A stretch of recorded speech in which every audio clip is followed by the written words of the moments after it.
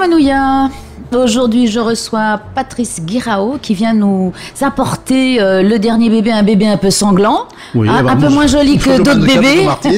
Oui, ben bonjour le bébé aussi, oui, c'est un bébé un peu sanglant. Oui. Alors, c'est à la lueur du sang. Ben, comme son nom l'indique, voilà. C'est un peu violent. Qui, pour ceux qui seraient tentés de croire que c'est la suite de la trilogie, crois-le, non. On n'est plus du tout dans le même contexte. Non, la suite, elle viendra l'année prochaine. Le volume 4 est prévu pour le courant de l'année prochaine. C'est vraiment quelque chose à part. C'est vraiment une histoire d'amour entre la Polynésie et moi au niveau d'écriture. Toute cette histoire d'Aldorcet, de détective, tout ça, on en parlera tout à l'heure si tu veux.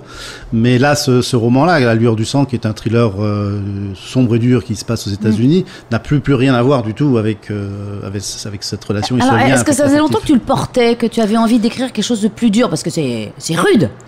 Enfin, ça dépend. Enfin, moi, je trouve ça, si je l'ai écrit, c'est que je trouve que on peut le subir. Ah oui, non, mais quand je dis c'est rude par rapport, oui. C'est pour ça que je prends des précautions oratoires en disant, genre, attention, c'est pas, non, crois-le, c'est un vrai qu'on sourit. Voilà, c'est plus dans la lignée du thriller américain avec des vrais méchants. Des vrais méchants. Alors autant pour les Aldorcet, je disais bon, si quelqu'un l'achète et qu'il n'arrive pas à sourire, eh ben, il me le ramène, je le rembourse. Autant je dirais celui qui achète à la lueur du sang et qui sourit, il me le ramène, je rembourse aussi. Parce voilà, que... Non, mais où tu tranches la gorge. Ah, c'est pour aller avec le bouquin. Non, j'en suis pas là. Non, ce que je veux dire, c'est que ce livre-là n'est pas du tout fait pour sourire. On est vraiment dans la tradition du polar noir, quoi, du thriller noir. Et alors, c'est marrant parce que bon, moi, le parallèle que j'ai trouvé, c'est qu'on y retrouve des curés. Ah ben on y retrouve des curés, c'est vrai, tu as raison. Mais ça n'a pas grand-chose à voir non plus. Parce qu'en fait, l'idée initiale au départ, c'était de créer un groupe, une entité qui serait hors gestion de quoi que ce soit. Et qui a pour mission en fait de venir réparer les injustices là où les injustices ont été commises en raison du secret professionnel. Secret professionnel, de la confession, secret médical. Voilà. Alors à chaque fois qu'il y a un truc comme ça qui fait que ça coince au niveau de la justice, ce groupe-là intervient et peut agir. Donc, alors est-ce que c'est une histoire personnelle qui t'a donné envie ou c'est parce que les faits divers Non, si tous les romanciers attendaient d'avoir une histoire personnelle aussi hard. Non, je veux dire l'histoire du fait que le secret de la confession a pu empêcher, enfin je veux dire...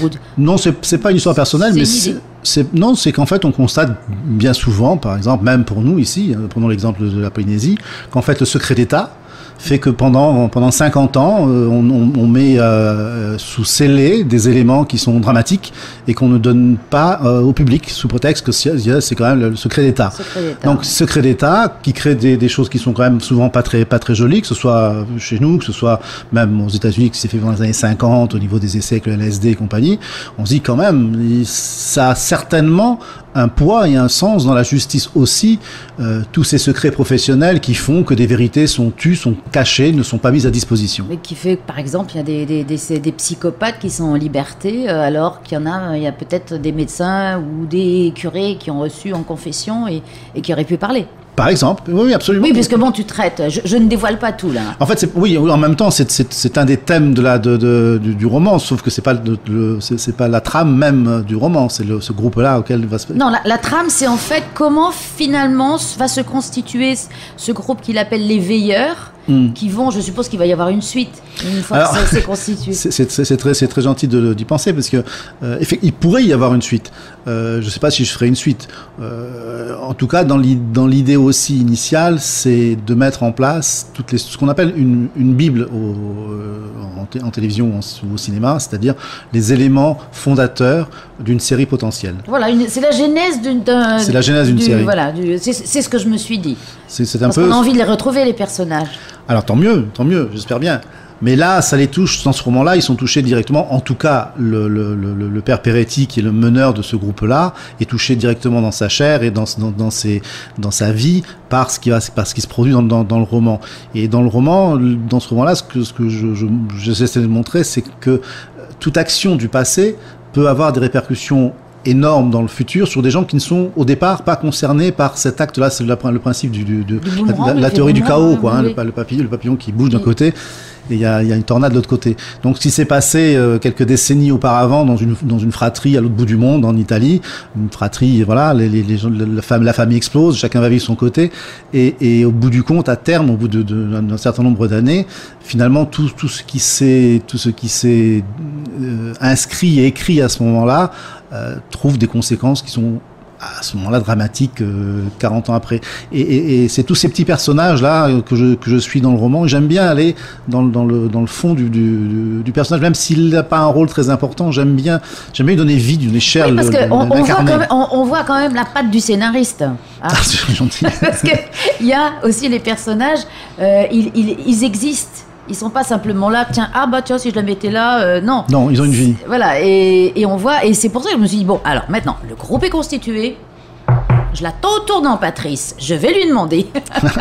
Mais oui, tu as raison, parce que ça pourrait devenir une série télévisuelle. Autant j'y pensais pas pour Al d'Orsay qui en devient une, autant pour À la lueur du sang, dans sa construction, il est fait pour donner oui, voilà, on voit c'est la genèse. C'est une genèse, voilà. C'est saison 1, épisode 1. Voilà, ça peut être le pilote. Mais en même temps, pour rassurer les gens, il peut aussi ne pas y avoir de suite. Il se suffit à lui-même. On peut rester sur le roman. Hein. Mais mais c'est vrai que les personnages, il y a des côtés candides, il y a des côtés. Enfin, ils ont tous quelque chose qui fait que. Puis ce pauvre Peretti, il est. On voit que d'abord, il a une stature de chef et de pater familias, et au bout d'un moment, c'est les petits jeunes qui vont l'aider à remonter. À remonter. Et c'est ce que je trouve bien aussi, c'est ce phénomène de bascule intergénérationnel. Voilà. Il a été là pour eux pendant toute leur vie, et à un moment donné, c'est eux qui seront là pour lui, plus ou moins. Mais enfin, c'est son passé qui le rattrape aussi. C'est c'est un curé, c'est un prêtre ouvrier en fait, c'est un prêtre civil. Hein, c'est pas. Tu parles de l'Église, on n'est pas du tout dans le. On est très peu en dehors. Il les laisse vivre leur foi ou pas. Oui, la foi n'a pas trop d'importance. Effectivement, dans l'eau, tu as raison. Il y a un curé qui est un curé un peu caricatural, qui est un jeune curé qui vient d'Amazonie, qui est un gros. C'est l'Amérique du Sud aussi, où ils sont quand même plus croyants, plus. Voilà. Donc lui, c'est le vrai curé qui porte la soutane et tout, qui est plutôt sympathique d'ailleurs. Oui, puis qui a envie de la porter. Lui, qui a envie de la porter. Pourquoi Père Peretti, mais toi, non, j'ai envie. Moi, je veux être curé, je veux faire curé. Et puis chacun, il y en a une autre qui vient d'Inde. On voyage aussi pas mal en même temps. Il y a beaucoup de. Il faut prendre son atlas. Voilà, les personnages ont des vies qui nous amènent, nous, lecteurs, à aller visiter quelques pays lointains pour retrouver un peu la genèse de chacun. Oui, parce que ça part, et en fait, c'est le puzzle, et ça s'imbrique petit à petit, et puis bon, voilà. Voilà, on va pas raconter l'histoire non plus. Non, mais je suis d'accord. Mais voilà, les grandes lignes sont là, quoi. Donc voilà, alors à celui-là, on ne demande pas tout de suite le numéro 2. Il y a aussi ce beau projet là de série télévisée qui va nous faire revivre, où on va le voir en images, enfin, ce Al d'Orsay. Exactement, d'autant que je ne l'ai jamais décrit, ce Al d'Orsay, dans aucun de mes romans, il y a de description du personnage. Jamais. Tous les autres sont tous là, mais Al d'Orsay, je ne donne jamais une représentation physique. Donc chacun se fait une image, j'espère, et tant mieux finalement. Oui, comme ça. La surprise sera là, le personnage qui l'incarnera à la télévision sera le Al d'Orsay qu'on s'imaginera par la suite. Mais écoute, oui, j'ai eu cette chance d'avoir cette nouvelle, que France Télévisions ait envie de faire une série télévisée sur les 2 premiers romans, donc faire 6 épisodes de 52 minutes. Donc voilà, l'adaptation est en cours, les contrats sont signés, la production est en cours. Je pense que le tournage se fera dans le courant d'année prochaine. Je sais que l'équipe de production arrive sur le territoire en fin de mois, là, le 25 novembre devrait être là. Je pense qu'on fera une petite conférence de presse pour qu'ils puissent en parler et voir un peu comment ça va se dérouler. Donc pour moi, c'est un vrai bonheur, quoi. Parce que déjà, cette trilogie, on sent l'amour que tu as pour la Polynésie. Oui. Donc après cette série, ça va être aussi le moyen de la montrer autrement qu'avec des poncifs. Voilà, ce que j'aimerais qu'ils réussissent, parce que là, c'est plus moi. Moi, je suis plus tellement. Voilà, ils ont acheté les droits, ils vont faire ce qu'ils veulent faire. Je pense qu'ils continueront quand même à aller dans cette direction-là. J'ai demandé avec beaucoup d'insistance à ce que tout le casting soit fait sur place, qu'on évite de prendre des acteurs venant d'ailleurs pour venir jouer des gens dont connaissent pas bien l'âme, alors qu'en fait c'est plus simple de prendre quelqu'un qui est lui-même, point, quoi. Donc je pense que ça se fera dans cet esprit-là.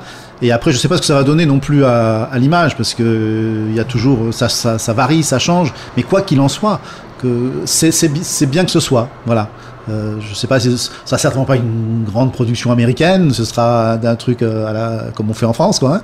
Mais au moins ça existera et ça permettra d'avoir une vision plus actuelle de la Polynésie, un côté moins carte postale, un côté moins, je sais pas, fantasmé. Alors, ce qui est amusant, quand tu avais trouvé le titre, crois-le.